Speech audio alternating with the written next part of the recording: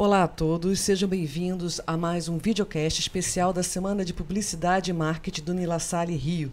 Estamos aqui com o Bernardo, quero agradecer por você ter aceitado o nosso convite, e a professora Conceição vai conduzir aqui o nosso bate-papo.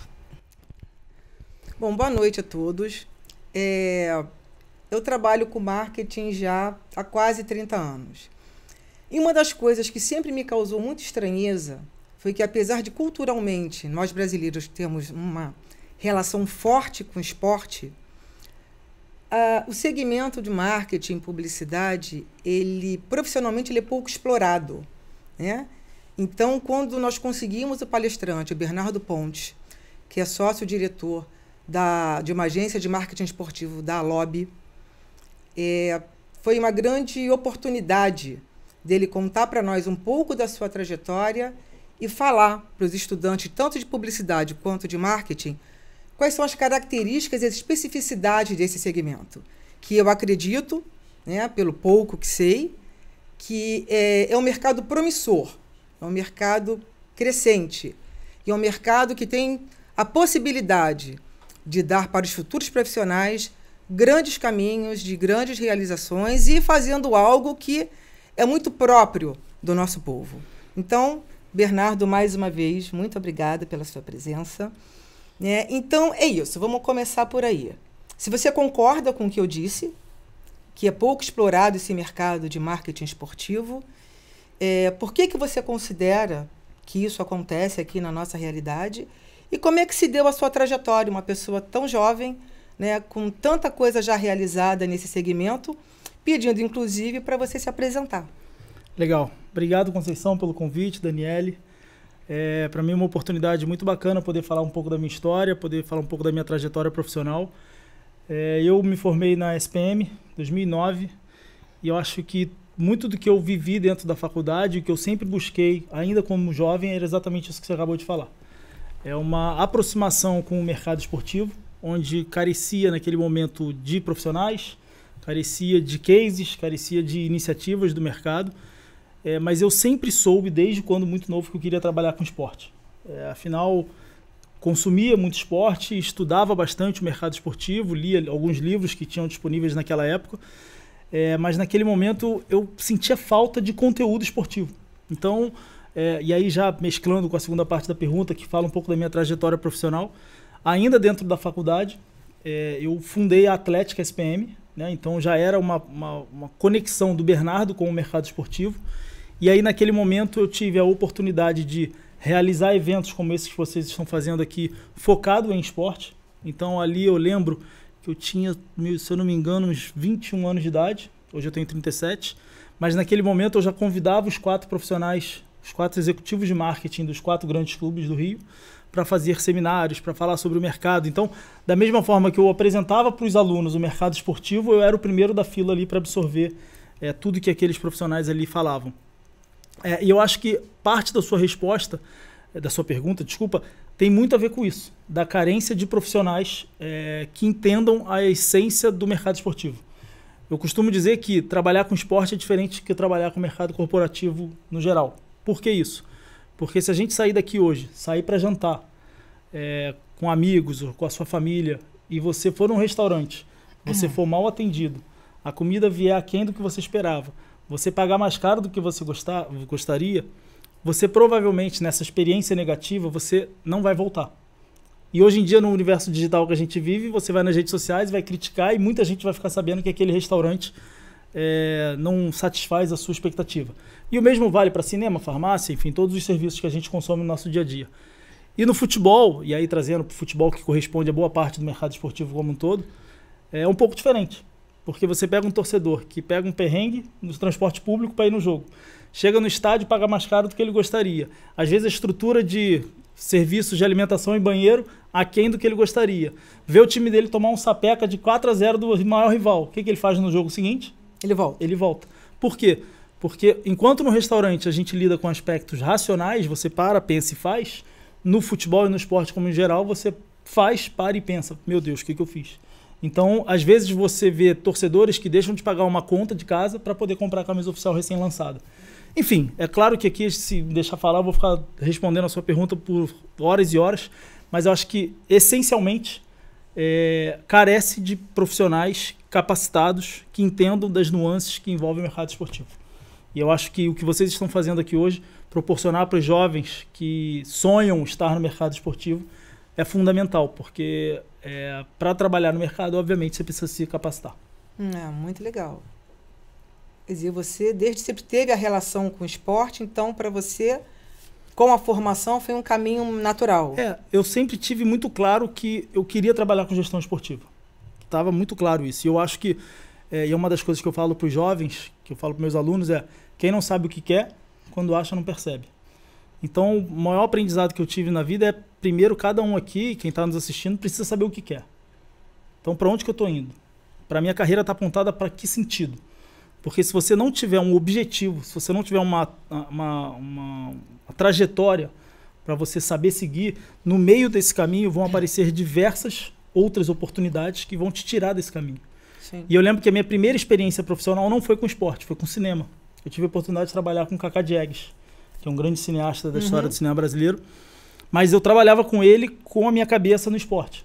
E aí quando uma outra professora, e aí para os jovens aqui, relacionamento com professores são coisas fundamentais da nossa vida. Não estou falando que vocês precisam ser o nerd ali da primeira fila para tirar a nota 10, nunca fui, mas eu sabia que os professores seriam certamente uma ponte de contato para me colocar no mercado. E a minha professora foi a Verônica Machado, me colocou dentro da Luz Mágica, que era a produtora do Cacá Diegues, e depois ela foi convidada para ir para uma outra agência, e aí eu tive meu primeiro contato com o esporte, quando eu atendi a conta da Nike. Mas eu fiquei pouquíssimo tempo, fiquei 3 meses, quando eu fui convidado para ser terceirizado dentro do Fluminense, e eu ainda na faculdade, eu tinha o sonho de trabalhar dentro de um clube de futebol. E eu realizei esse sonho com 23 anos, quando eu virei coordenador de marketing do Fluminense. E eu costumo dizer também que quem não tem sonho não tem vida, porque você precisa ser movido por sonhos. E aí naquele momento eu restartei meu sonho, criando um novo sonho. E aí eu fui atrás desse objetivo e as coisas foram acontecendo. Então hoje, resumidamente, passei por 5 grandes clubes. E quando eu cheguei no maior deles, que foi o Flamengo, do meio de uma pandemia, eu entendi que, enfim, nuances do aspecto gerais de clubes são muito parecidas. Eu costumo dizer que a diferença de um clube para outro são as proporções dos fatos, né? E um pouco da proporção ali que você faz das ações que você realiza. E ali no Flamengo eu já estava meio que... já tinha entendido que eu não tinha mais para onde crescer. Afinal, eu já estava trabalhando no maior clube do Brasil. E aí eu coloquei em voga o meu sonho de empreender. Hoje sócio da Lobby. 2022 eu começo a empresa praticamente sozinho, trabalhando de casa. Hoje a gente está com mais de 30 funcionários, com grandes contas aí, fazendo essa relação do mercado esportivo com o mercado publicitário. Pô, muito bom. Você falou de uma coisa que eu sempre falo, né? E complementa um pouco você, se você me permitir. Que é importante que a gente tenha sonhos. Mas também é importante que a gente tenha condições de transformar esse sonho em objetivo. E enquanto for sonho, está lá no etéreo, né? Então, objetivo. E assim, muito bacana a sua história. Dentro dessa sua trajetória, qual foi o seu maior perrengue, né? E uma coisa que te deu assim muito orgulho? E hoje lá na Lobby, você já pode dizer que você tem uma conta de realização, uma trajetória de realização? O que você espera para a Lobby? Olha, o maior perrengue que eu passei, sem dúvida nenhuma, foi no Vasco. Porque eu peguei... E aí essa trajetória, até eu chegar no Vasco, é legal contar, porque eu acho que isso inspira algumas pessoas, né? Porque tem muita gente que sonha com a zona de conforto.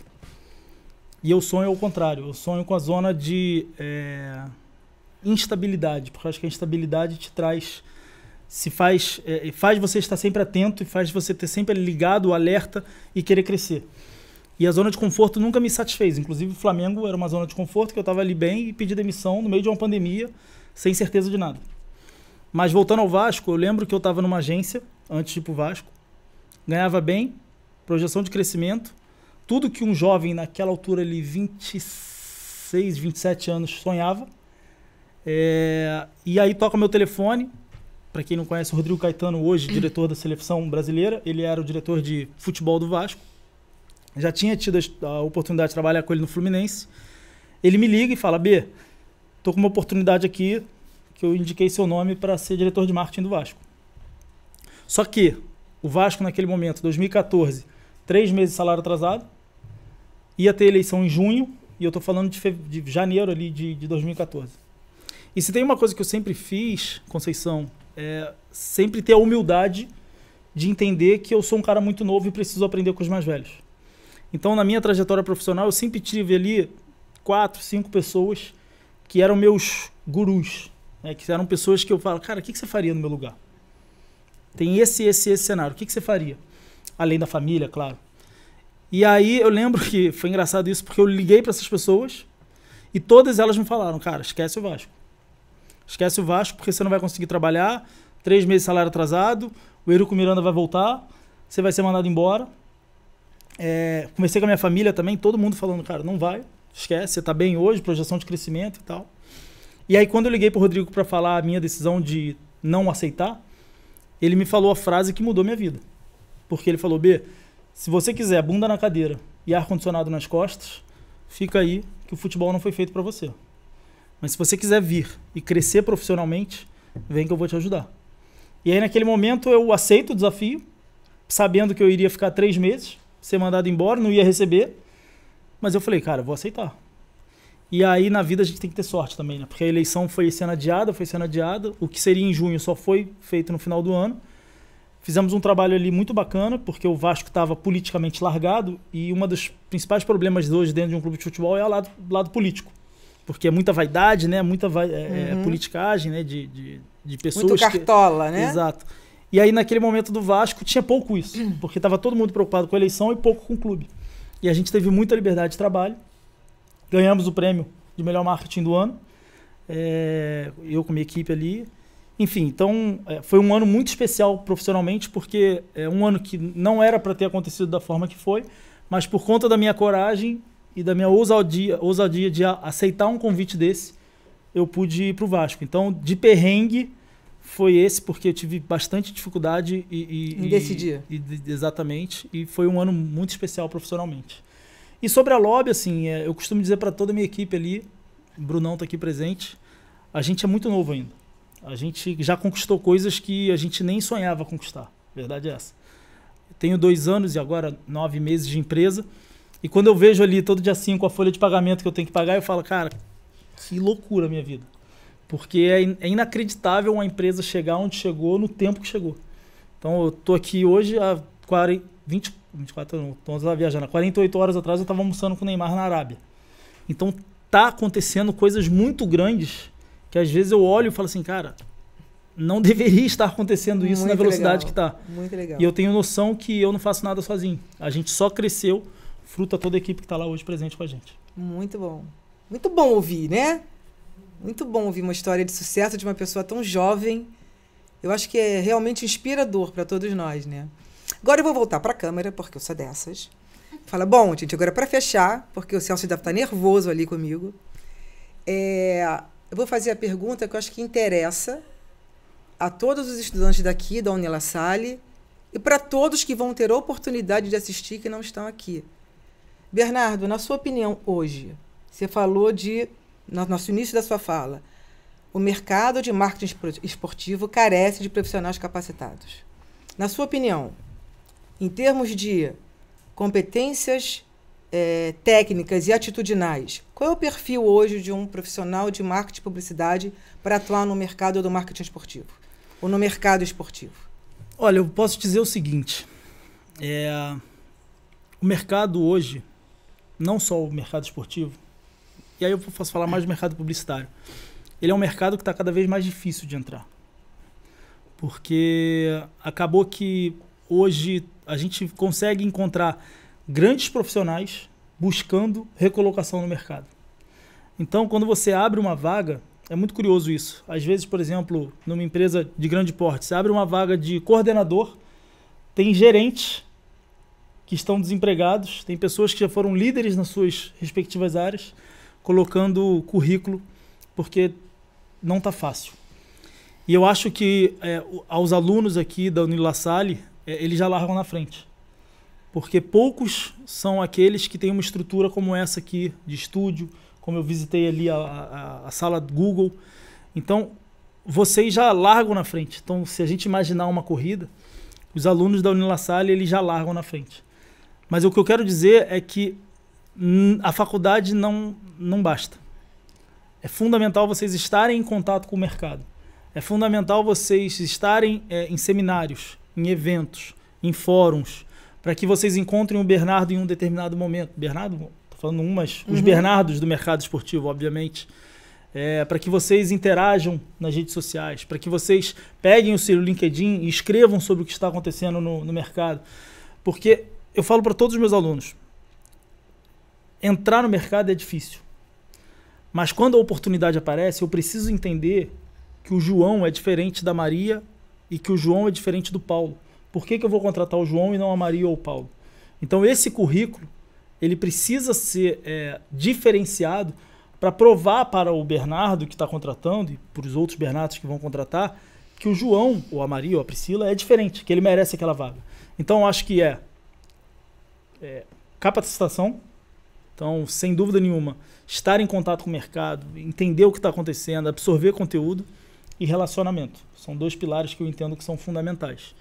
E eu acho que se as pessoas entenderem, como eu falei lá no início, aonde elas querem ir, qual é o planejamento estratégico da carreira delas, certamente elas vão conseguir colocar elementos nessa trajetória que ela vai atingir o objetivo de entrar, no caso aqui, do mercado esportivo. Bom, não ia fazer a 4ª pergunta não, mas você me provocou. O que te chama a atenção no currículo?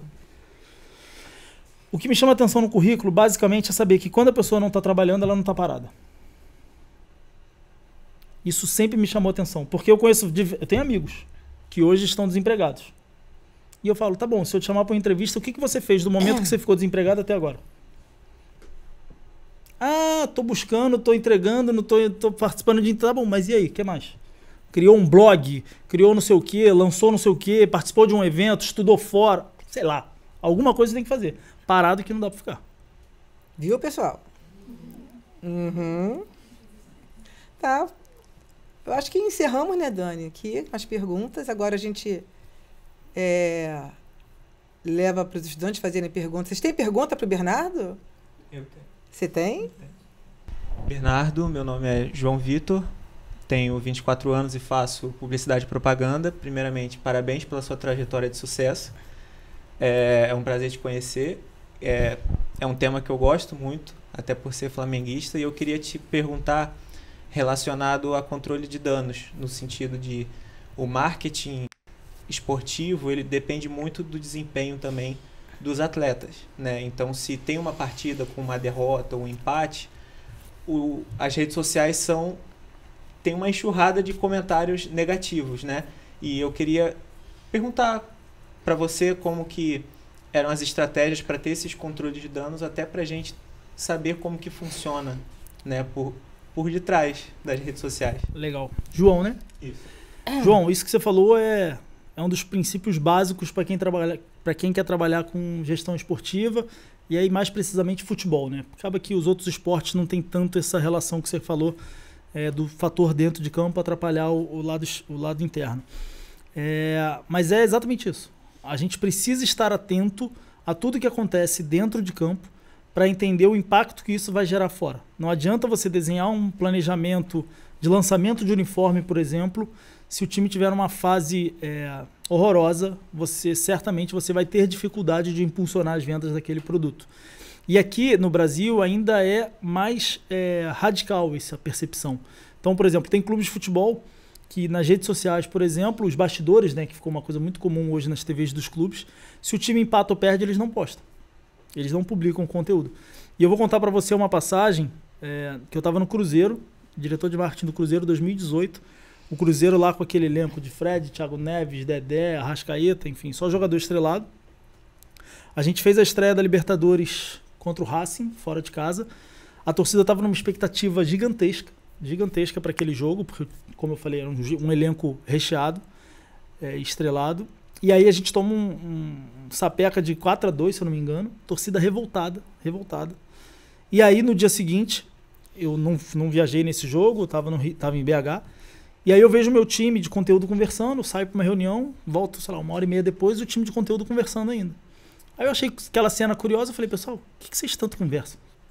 Vão lançar um foguete? Vocês não chegaram a conclusão nenhuma? E aí eles falam, cara, a gente tá numa dúvida enorme aqui, porque os bastidores do jogo de ontem ficou animal, só que a torcida tá revoltada. E aí eu falei, pra quem que é o conteúdo? Pra torcida. Eu falei, então pergunta pra eles se eles querem ver ou não. Abre uma enquete ali no Twitter, né, ou de X. Pessoal, o conteúdo dos bastidores ficou muito legal, mas infelizmente o resultado não foi o que a gente esperava. Vocês querem ver?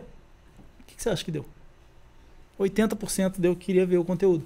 E aí a gente publicou, foi um conteúdo muito bacana. Por quê? A preparação do atleta não foi diferente em relação ao resultado de campo. Se tivesse ganhado, ele não teria se preparado de outra forma. Então, eu acho que a gente precisa diminuir e aos poucos acabar com essa percepção de só fazer as coisas se o resultado vier. É claro que precisa ter muito feeling de entender o que dá, o que não dá para fazer, mas certamente isso tem um impacto diário, até no clima de trabalho. Quando você toma uma paulada do seu maior adversário, para você trabalhar segunda-feira, é bem ruim. Eu já vi situações de torcida organizada invadir ambiente de trabalho. Mas, enfim, eu sou, como a gente brinca, né, PhD nesse tipo de pressão. Mas para quem não está acostumado, sofre. Tem gente que não se adapta, não. Boa noite. Eu me chamo Mariana. Eu sou aluna de Publicidade e Propaganda, estou no 3º período. E a minha pergunta é basicamente sobre a influência que os jogos online, né, esses jogos de aposta, qual a influência que eles têm, sendo ela negativa ou positiva, relacionada à publicidade e aos próprios esportes, né, o futebol em si, junto com os times. Mariana? Então, Mariana, hoje o mercado bet, né, é uma realidade aqui no cenário nacional. Todos os clubes da Série A, exceto o Cuiabá, se eu não me engano, estão com seus contratos de publicidade com casas de aposta. Na sua grande maioria, são os principais patrocinadores. Se você for ver as placas de publicidade, praticamente só dá Mercado Bet. Então, hoje é uma realidade que, de fato, o Mercado Bet está impulsionando o mercado financeiramente. Por outro lado, tem o lado negativo, porque ainda tem gente que... E aí só um parênteses, né? O mercado ainda não está regulamentado. Então isso faz com que não tenha uma definição das empresas que podem ou não podem operar no Brasil. O mercado vai ser regulamentado, a partir de janeiro entra a regulamentação, algumas empresas já aplicaram a licença, que tem que pagar 30 milhões para você ter o direito de 3 marcas, mas de fato existe uma percepção que com o envolvimento das empresas de apostas no mercado esportivo, e por ter elevado muito o sarrafo financeiro de alguma das propriedades, isso deu uma afugentada nas marcas do mercado publicitário no geral. Então você vê hoje, por exemplo, campeonatos como o Campeonato Brasileiro, você vai ali na entrevista do atleta, você praticamente só vê marcas do universo bet. Isso é ruim, né? Então isso é um problema que nós profissionais precisamos resolver isso o quanto antes. Mas sem dúvida nenhuma o mercado está fazendo com que os clubes tenham mais capacidade de investimento, melhores jogadores, e aí é um ciclo, né? Quanto mais jogadores de grande porte, mais visibilidade, mais torcida, mais sócio-torcedor e por aí vai. Então é um mercado que precisa ser regulamentado, como já está sendo, para dividir as empresas que querem trabalhar de maneira séria daquelas que estão se aventurando da oportunidade de trabalhar sem regulamentação, mas também entendendo que tem uma responsabilidade gigantesca de ensinar as pessoas e propagar a informação que o jogo é um assunto sério, tem muita responsabilidade envolvida e as pessoas não vão ficar ricas da forma que tem muita gente falando que vai. Então, é um assunto que precisa ser estudado e trabalhado com muito carinho e inteligência. Bernardo, quero mais uma vez aqui agradecer, né, por você ter participado, né, do videocast, da palestra e contribuído aqui para enriquecer, né, o conhecimento dos nossos alunos. E o pessoal que está nos assistindo, fiquem de olho, vamos gravar novos episódios do videocast da Semana de Publicidade e Marketing 2024 do Nila Salle Rio.